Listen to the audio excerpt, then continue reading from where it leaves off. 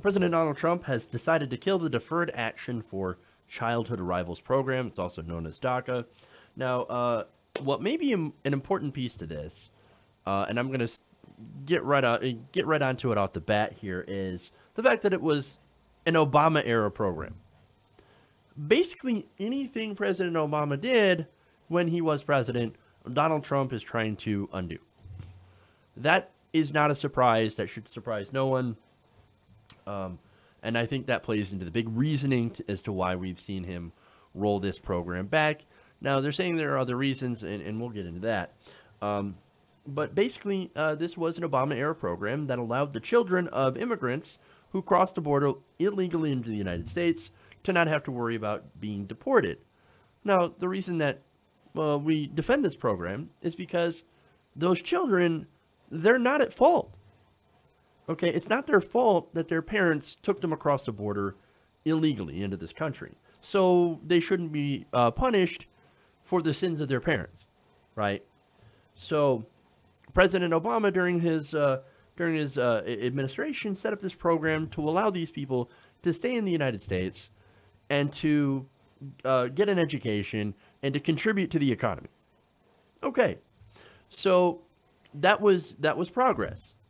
Now, a lot of right-wingers, they didn't like that, especially ones that are allied with Trump, people like Ann Coulter and other, hard-line conservatives when it comes to the issue of immigration. Now, because Trump is now in the White House, and because he has the power to do that, and a lot of pressure from other conservatives in conservative states, they're getting rid of this program.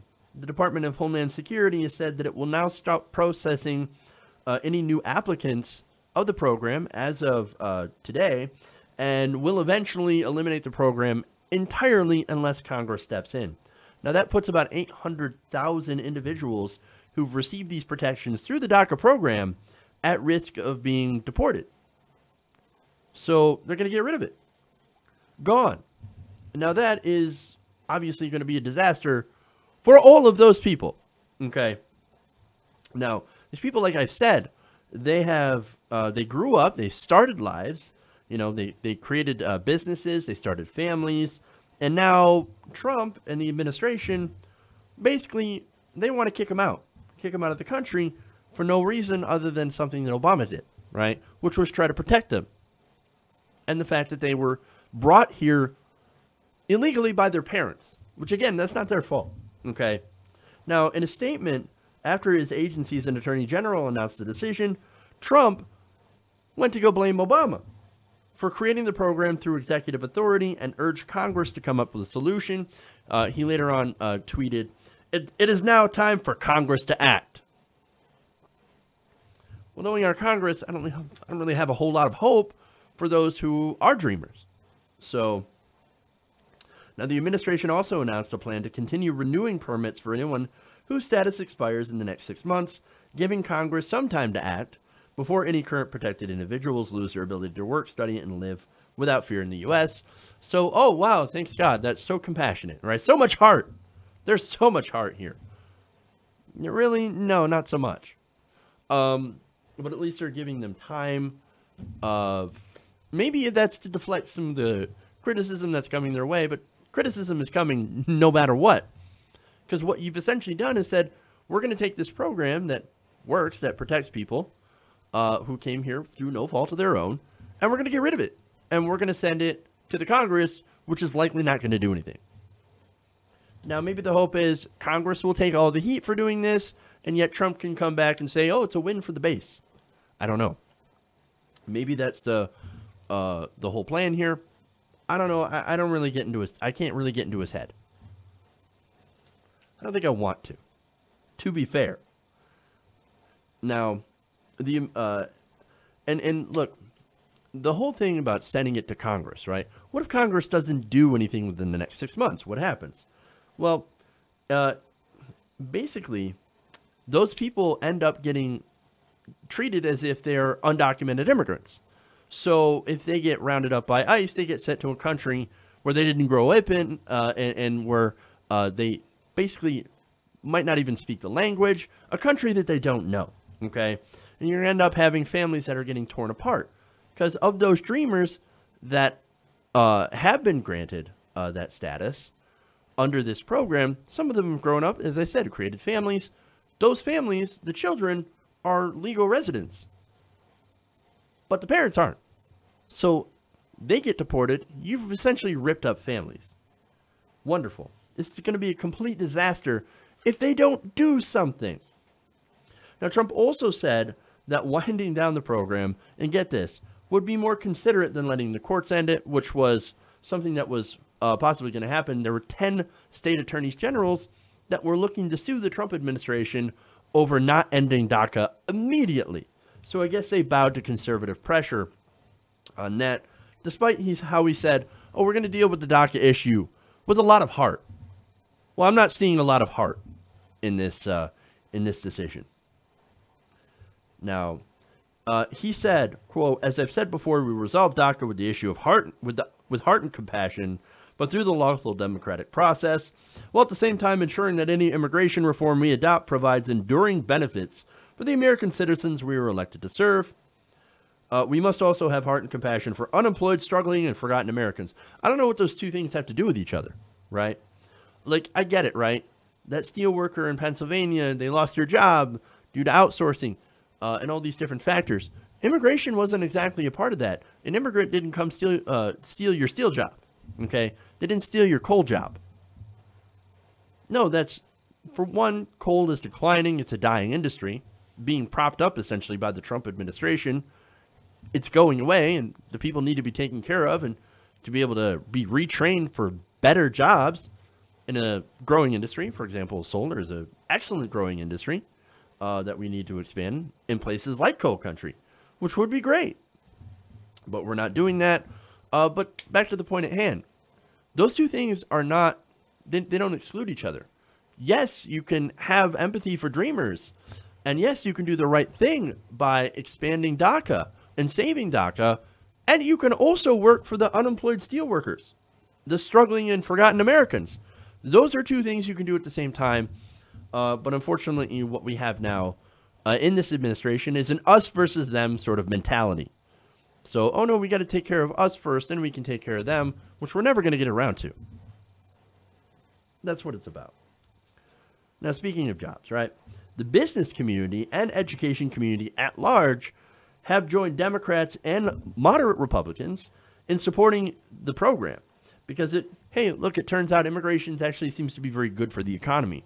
Who knew, right? Who knew immigration would be so complicated? Now, and let me tell you why. Immigrants, they pay taxes. Even undocumented immigrants pay taxes, right? And look, in the case of undocumented immigrants, they never see anything back for those taxes, right? They're not eligible for most of the services taxes go to pay for. So it's essentially free money from the government.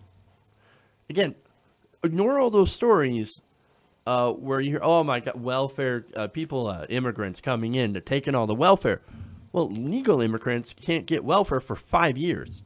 And undocumented immigrants, they're never eligible for welfare systems, at least in most states, right?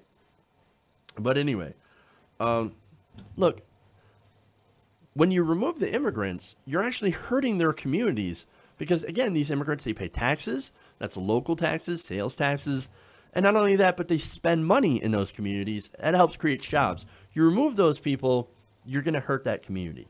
So, and look, if you think that kicking out these people are going to help with those jobs, again, they tried that in Arizona. They eliminated all the undocumented immigrants and left all the harvests rotting on the vine because no Americans would go and take those jobs. That's not a job an American wants to do. Okay.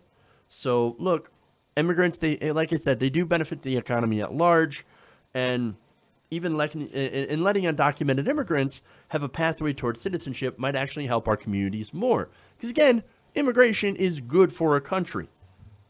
Now, unfortunately, Congress, I don't think is going to actually move, at least anytime soon, to save this program. So now that means that these 800,000 people, in my opinion, are kind of fucked. In fact, here's what's going to happen if Congress doesn't act. DHS, when talking about this, they said they did not rule that anyone with expired DACA which starts expiring in 2018. So you've got a couple of 100,000 people whose DACA will not be renewed. Come 2018, when it's not renewed, they're basically treated like any other undocumented immigrant. That means, of course, ICE could come in and deport them. Now, ICE says that they will continue to prioritize for enforcement people with criminal records, people who re-entered the U.S. illegally, and those with final orders of removal. But officials also said that there will be no formal guidance that former DACA recipients are not eligible for deportation. And ICE officers in the field who encounter them will be making a case-by-case judgment as to whether to arrest that individual and process them for deportation. Finally, they said that Congress, if they don't act, people formerly protected would be like any other person who's in the country illegally, according to a senior DHS official. Now, another scary thing, if you're somebody who knows somebody who has a benefit under DACA, or is somebody who benefits directly, all the information provided to the government by those applicants remains in the DHS system.